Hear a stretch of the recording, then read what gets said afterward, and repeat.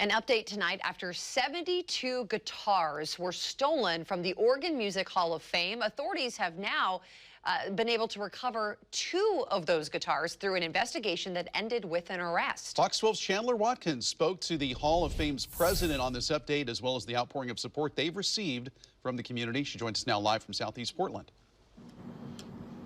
That's right. Some of those guitars that were stolen were actually set to be auctioned off to raise money to go towards music scholarships for children across the state. Now, after we first reported on this story, we spoke with the Music Hall of Fame president, who says that they've just received an outpouring of support, some even returning some of the signed guitars that they had bought at previous auctions to help.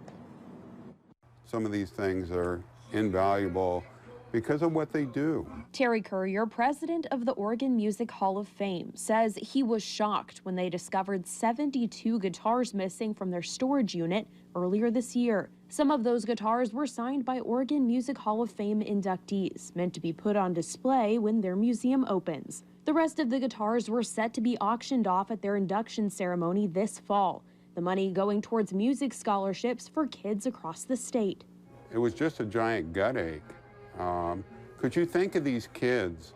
We had a kid who, his family came up from Mexico. His parents got deported. He stayed up here and lived with another family.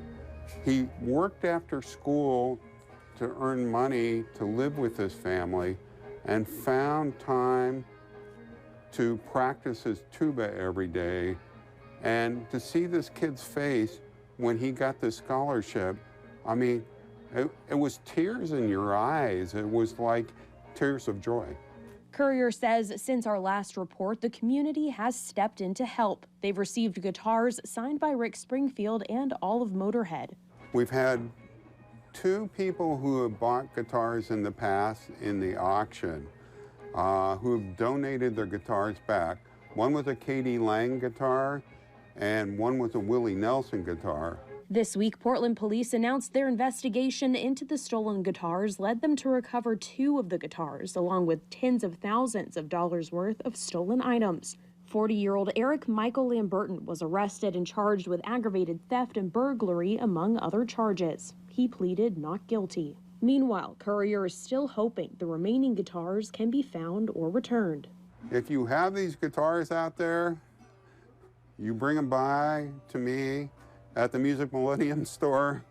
No questions asked. I'll just take them back, and you'll be doing a great thing for music education and kids in the state of Oregon.